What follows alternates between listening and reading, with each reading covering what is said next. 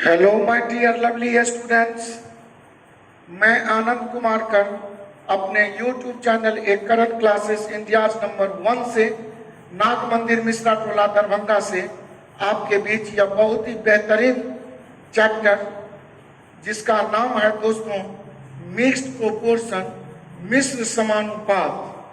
आज हम इस वीडियो को आपके बीच बनाते हुए बहुत हर्ष अपने को महसूस कर रहा हूँ, क्योंकि आज मैं आपको एक बहुत ही बेहतर और पूरी जितनी भी हमारे ये क्या कहूँ कि बुक्स हैं या किन्हीं का मैथमेटिकल लॉजिक है, मैं उन सब सिद्धांतों से हटकर आज हम आपको मिक्स्ड प्रोपोर्शन के संबंध में एक ऐसा सा सिद्धांत या एक ऐसी सी कल्पना पर विचार करेंगे जिसके अंतर्गत प्रश्न कितना भी बड़ा लंबा क्यों न होगा, हम प्रश्न पढ़ देंगे तो आंसर कह देंगे और इस पर हम विचार करते हैं। तो आज का यह वीडियो बनाने में जो मेरा सहयोग दे रहे हैं वो है मिस्टर चंदन जी, और आपको क्लास शुरू करने से पहले अपने कोचिंग सर के डायरेक्टर महोदय मिस्टर राजू सर जी का नंबर जो लगभग प्रत्येक दिन आपके मोबाइल स्क्रीन पर हर वीडियो दिखाई पड़ता रहा होगा 9934849798, इस पर आप संपर्क करके कोचिंग संबंधी किसी भी प्रकार की जानकारी को प्राप्त कर सकते हैं। तो आइए दोस्तों, मैं मिक्स्ड प्रोपोर्शन या मिश्र समानुपात पर चर्चा करता हूं। मिश्र समानुपात का जो मौलिक या फंडामेंटल थ्योरी या सिद्धांत है, उसके अंतर्गत हमें मिक्स्ड प्रोपोर्शन के ही तहत इस दुनिया के लगभग एक वस्तु से दूसरे वस्तु का संबंध आनुपातिक या रेशियो में समझ में आता है। अब जैसे या ये चैप्टर दर्शाता है, कहने का मतलब कभी कभी होता क्या है, जब एक राशि किसी दूसरी राशि पर, एक चीज कोई दूसरी चीज पर निर्भर करती हो, तो एक पहला चीज का अगर मान बढ़ा दो तो ऐसा भी हो सकता है दूसरी राशि या दूसरा चीज जो उस पर आश्रित है उसका मान बढ़ जाए, अथवा ऐसा भी होता है कि घट जाए। अर्थात एक चीज को बढ़ाने से दूसरा चीज बढ़ भी सकता है और घट भी सकता है। यही वास्तव में एक दूसरे को मिश्र करता है या एक दूसरे में मिलावट करता है या एक दूसरे के मिलावटी संबंध को मिक्स जो रिलेशन है उस रिलेशन को बढ़ने या घटने, इंक्रीजिंग या डिक्रीजिंग के केस से दर्शाता है। इसे ठीक से समझेंगे। जैसे मैं आपको कहूं कि एक दीवार है मेरा जिस कमरे में सपोज मैं पढ़ा रहा हूं और उस कमरे के चारों दीवार को पेंट करने के लिए 10 मजदूर बुलाऊं तो वो कहेगा कि सर मैं इसे ठेकेदारी के तौर पर सब मजदूर अपने समान क्षमता का प्रयोग करके अगर काम करूं तो आपके ये 4 दीवारी को हम 10 मजदूर बड़ा मजे में सपोज 5 दिन में 5 डेज में मैं इसको पेंट डेंट करके फिट कर दूंगा, जबकि हम 10 के 10 मजदूर अपनी सामान्य औसत क्षमता का प्रयोग करेंगे। अर्थात मैं जितना काम करूंगा मेरे 9 सहकर्मी जो होंगे वो भी सब करेंगे। अर्थात 10 मजदूर हम समान क्षमता से काम करते हुए सर आपके ये चारों दीवार को मैं 5 दिनों में सपोज क्या कर सकता हूं, तो पूरा पेंट डेंट कर सकता हूं। मैं ये बोर्ड पर दोनों क्वेश्चन रखा हूं जिसका डीलिंग में करते हुए इस चैप्टर के थ्योरी एंड कॉन्सेप्ट को समाप्त करेंगे। तो समझे कि हमने आपसे जो बात बोला उसे अगर मैथमेटिक्स की भाषा में बोलूं तो मैं प्रश्न लिख सकता हूं कि 10 मजदूर समान क्षमता से काम करते हुए, या ये बात न भी लिखे तो भी इस चैप्टर की या मान्यता है, ऐसा समझें कि समान क्षमता से ही सब काम करते हैं। तो मैं कहूं कि मजदूरों की संख्या जैसे ही पढ़ा तो कुछ संकेत लेकर लिखूंगा कि मजदूर माने नंबर ऑफ मेन जो होंगे वे 10 मजदूर काम को करते हुए किसी काम मतलब यहाँ कहें चारों दीवार को सपोज 5 दिन में डेंट पेंट कर दूंगा। तो एक भाषा में जो मैथमेटिक्स में बोला उसे आप इस तरह अपने कोड में इसे लिख सकते हैं, और जब ये लिख कर समाप्त करूंगा तो मैं सीधा आंसर में चला जाऊंगा। तो मैं कहूं कि 10 मजदूर किसी काम को 5 दिनों में समाप्त कर सकते हैं, तो तुरंत ऐसा कोड कर लिया।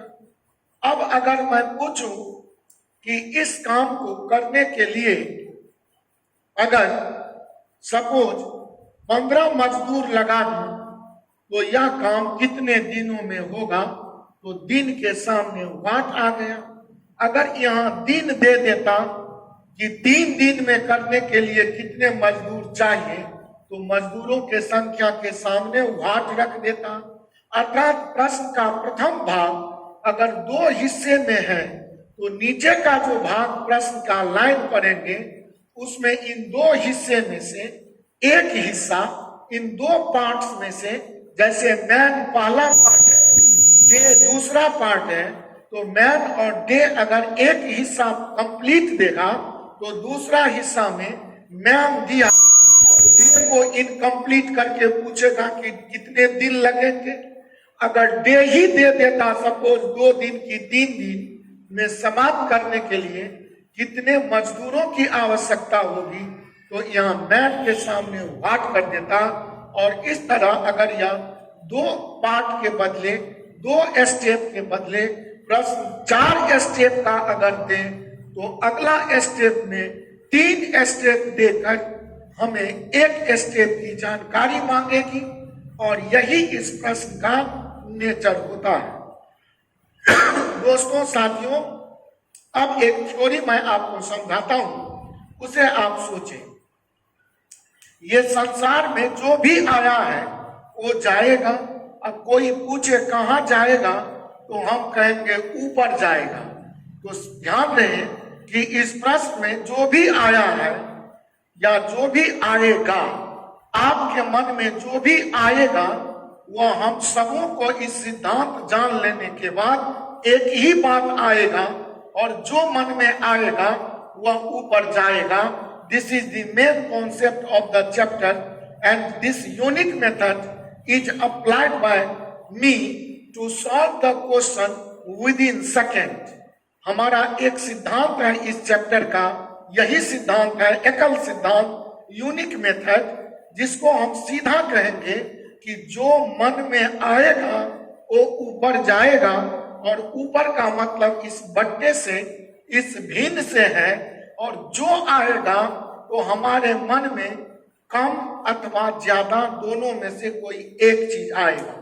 जैसे मैं कहूं कि 10 और सपोज 18 को चुनिए, मैं आपसे बोला चुनिए, तो आपने अगर 10 और 18 में 10 का चुनाव कर लिया, तो 10 का चुनाव करना माने 10 और 18 में कम का चुनाव आपने किया। तो आपके मन में अगर कम आ गया तो कम का मतलब 10 और 18 में 10 कम है, तो जो मन में आ गया वो ऊपर जाएगा, अर्थात वही भिन्न का अंश बनेगा, या वही भिन्न का, वही उस फ्रैक्शन का न्यूमिनेटर अंश बनेगा। तो हमारे मन में अगर कम आया तो 10 और 18 में कम 10 है, तो कम आया तो 10/18 लिख देंगे। अगर हमारे मन में ज्यादा आता तो मन में ज्यादा आया, अर्थात 10 और 18 में ज्यादा 18 है, तो हम 18 ऊपर लिख देते, और जो नहीं आया उसे हम नीचे लिख देंगे। यही सिद्धांत है। अब मन में कैसे आएगा, तो आप मन से ही जब प्रश्न करेंगे तो आपके मन में बिल्कुल सही बात आएगा, और ये सही या तो ज्यादा या तो कम आएगा, और बनाने का तरीका आप समझेंगे कैसे बना रहा हूं। ये प्रश्न में व्हाट बराबर निकालना है, तो व्हाट के सामने जो संख्या है वह 5 है, इसे लिखकर हम गुना कर देंगे। This is the first step to solve the mathematics. इस गणित को सॉल्व करने का पहला स्टेप यही है कि जिसके सामने व्हाट देगा उस व्हाट का मान निकालने के लिए हम उसके सामने की संख्या लिखकर गुना का चिन्ह प्रारंभ करेंगे। और प्रत्येक स्टेप के लिए हम मजे में क्या करेंगे, तो हम कम और ज्यादा का चुनाव या सिलेक्शन करेंगे और वो दिल से पूछेंगे। जैसे पूछने का तरीका कि पूछेंगे मन को कि 10 आदमी से काम हो गया 5 दिन में, और अगर 15 आदमी लगा दो तो आदमी की संख्या जो ही बढ़ा दिया तो काम होने में कम दिन लगेंगे। कितने दिन लगेंगे इससे मतलब नहीं है, दिल को यह पूछना है कि दिन ज्यादा लगेंगे या दिन कम लगेंगे। तो मन में पूछिए कि अगर 10 मजदूर से काम होने में 5 दिन लगता हो और 15 मजदूर लगा दूं तो काम होने में दिन कम लगेंगे, क्योंकि मजदूर ज्यादा आ जाएगा तो दिनों की संख्या घट जाएगी। तो मेरे मन में सहसा आंसर आ जाएगा कि दिन कम लगेंगे, तो मन में मेरे दिल में आंसर आया कम। तो देखेंगे कि इसमें कम कौन है, तो 10 और 15 में देखिए कि कम 10 है, तो आप कम जो मन में आएगा वो ऊपर जाएगा, और जो 10 माने कम आया वो ऊपर गया, तो नीचे छूट गया 15, और 5 दिया 15, 10/3 का मतलब 3.1/3 दिन में काम समाप्त हो जाएंगे। और इस तरह इस टाइप के प्रश्न को हम मजे में हल कर सकते हैं। तो दोस्तों, बिना देर किए हुए आइए मैं आपके लिए जो ये 2 उदाहरण दोनों तरफ रखा हूं, इस दोनों का सरलीकरण आपके सामने में इसका सिंप्लीफाइड फॉर्म लेकर मैं इस मैथमेटिक्स को हल करता हूं, और आप इसे देखें कि ये प्रश्न कैसे हल होंगे। प्रश्न पढ़ता चलूंगा प्रत्येक स्टेप, और उसका कोड करते हुए उसके सामने दी गई संख्यात्मक मान न्यूमेरिकल वैल्यू को लिखता चलूंगा। कैसे? तो आइए, प्रश्न है यदि 16 व्यक्ति, तो व्यक्ति के लिए संकेत में रख लिया मैन 16। वीडियो देखिए चंदन जी, यहां आ रहा है कि नहीं। 16 व्यक्ति 7 घंटे, तो घंटे की संख्या रख दिया 7। 16 व्यक्ति, रुकिए रहने दीजिए, ठीक है। 16 व्यक्ति, थोड़ा सा देखा जाए कि मैन की संख्या है 16। 16 व्यक्ति 7 घंटे, वो घंटे हैं 7, सामने में रख लीजिए। प्रतिदिन कार्य करके एक फसल को 48 दिन, दिन का मतलब डेज, डी संकेत लिया, घंटे का संकेत आवर, आवर का मतलब एच लिया, और मजदूर का मतलब मेन, और मेन के लिए संकेत एम लिया। 16 मजदूर, 16 व्यक्ति प्रतिदिन 7 घंटे काम करते हुए एक फसल को 48 दिनों में काट सकते हैं। तो 14 व्यक्ति, प्रश्न है 14 व्यक्ति, तो मैन के सामने सेकेंड स्टेप में 14 रख दिया। 12 घंटे प्रतिदिन कार्य करके 12 आवर के सामने रख दिया। इस फसल को कितने दिन में काटेंगे, आपसे व्हाट का मान पूछा। व्हाट निकालने के लिए आप बहुत मजे में अपने दिल को गवाह रखकर प्रश्न पूछेंगे, और दिल में जो आएगा वही दिलदार बनकर ऊपर जाएगा। कैसे? तो व्हाट के सामने मेरा संख्या है 48, 48 लिखकर गुना का चिन्ह प्रारंभ कर देंगे, और मन से पूछेंगे कि मैन के लिए अब दिन व्हाट से ही तुलना होगा, और आवर के लिए भी व्हाट से ही तुलना होगा। और दिल को अगर पूछूं कि 16 आदमी से काम होने में 48 दिन लगते हैं, और आदमी की संख्या 14 ही रखूं, तो आदमी जो ही कम कर दिया तो 48 दिन के बदले ज्यादा दिन लगेंगे। अर्थात कहेंगे ज्यादा का मतलब बट्टे का चिन्ह लगाएंगे। 14 और 16 में ज्यादा आया, दिल में ज्यादा, 16 ज्यादा, जो मन में आया वो ऊपर गया, जो छूट गया वो 14 नीचे गया। और मन को पुनः पूछिए कि 7 घंटा अगर काम करूं तो 48 दिन में फिनिश करूंगा, और 12 घंटा करने लगूं तो स्वभावतः दिनों की संख्या कम लगेंगे। काम करने की घंटा 7 घंटा से 12 घंटा बढ़ा दूं, इसका मतलब कि दिन 48 न लगकर कम लगेंगे।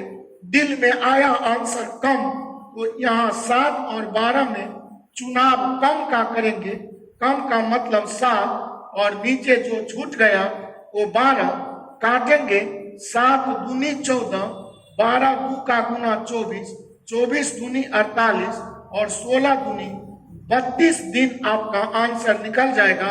और आपका ऑप्शन सी बिल्कुल ही करेक्ट है। और ये प्रश्न जो आपको पढ़ाया वो एक ही बार नहीं या 3 बार डिफरेंट एग्जाम में पूछे हुए प्रश्न है। मुझे बहुत विश्वास है कि आप इस सिद्धांत को मजे में समझ गए होंगे। दोस्तों, अगला जो प्रश्न है, अगर इसका चर्चा करूं तो इसी तरह प्रश्न पढ़ दूंगा तो आंसर कर दूंगा। प्रश्न है 18 व्यक्ति, तो मैं लिखूंगा 18, और 140 मीटर लंबी दीवार, तो दीवार का लेंथ L से संकेतबद्ध कर लिया। 140 मीटर लंबी दीवार 42 दिनों में बना सके, तो दिनों की संख्या 42 लिख दिया। डेज D संकेत कर लिया। तो 30 व्यक्ति, तो मैम के सामने प्रश्न बोलता है 30 व्यक्ति ऐसे 100 मीटर लंबी दीवार, यहाँ पर 100 मीटर दीवार का लेंथ L के सामने रख दिया, कितने दिनों में बना सकेंगे। आपसे पुनः वाट पूछा, अभी अभी बताया। जिसके सामने वाट, उसके सामने की संख्या लिख कर गुना, तो 42 लिख कर गुना कर देंगे। मन से सवाल करेंगे कि 18 आदमी से काम 42 दिनों में होता है, तो 30 आदमी अगर लगा दो तो काम होने में 42 से कम दिन लगेंगे। तो कम का मतलब 18 और 30 में कम आपका 18, तो जो मन में आया वो ऊपर लिख देंगे, जो छूट गया वो 30 नीचे लिख देंगे। फिर मन से पूछेंगे 140 मीटर लंबी दीवार बनने में 42 दिन लगते हैं, तो 100 मीटर का ही दीवार बनाऊं तो स्वभाव का दीवार का लेंथ कम ही बनवाऊंगा, तो दिन कम लगेंगे। तो कम लगने का मतलब यहाँ 140 और 100 में कम 100 है, नीचे 140 लिख दूंगा। ये 0 से ये 0 काट दूंगा, ये 14 से 14 तिया 42 काट दूंगा, 3 दाहें 30 काट दूंगा, 10 से 10 काट दूंगा। मेरा सिर्फ 18 बच गया, और 18 दिन, इसमें ऑप्शन ए ही बिल्कुल सही है। मुझे पूरी उम्मीद और आपसे पूरा भरोसा और अपेक्षा भी है कि हमारा यह दर्शाया गया इंडिया लेवल पर पहला सिद्धांत जो आपको काफी पसंद आ जाना चाहिए, क्योंकि इसमें कोई भी मैथमेटिक्स नहीं है। जो मन में आएगा वो सीधा प्रश्न के भिन्न का ऊपर वाला हिस्सा, मतलब गणितीय भाषा में अंश या न्यूमरेटर बनेगा। जो छूट जाएगा वो नीचे जाएगा। प्रत्येक पदों का तुलना व्हाट पद से करते हुए प्रश्न पढ़ देंगे तो आंसर कह देंगे। मुझे पूरी विश्वास है कि आपको यह वीडियो पसंद आया होगा।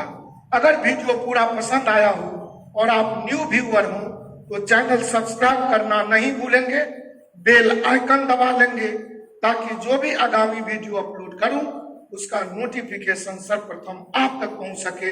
आज के इस क्लास के लिए बहुत बहुत धन्यवाद। Thank you so much. इजाजत चाहूंगा, जहां भी रहें स्वस्थ रहें, मस्त रहें, अपने पढ़ाई और काम में व्यस्त रहें। Tata, bye bye, thank you so much.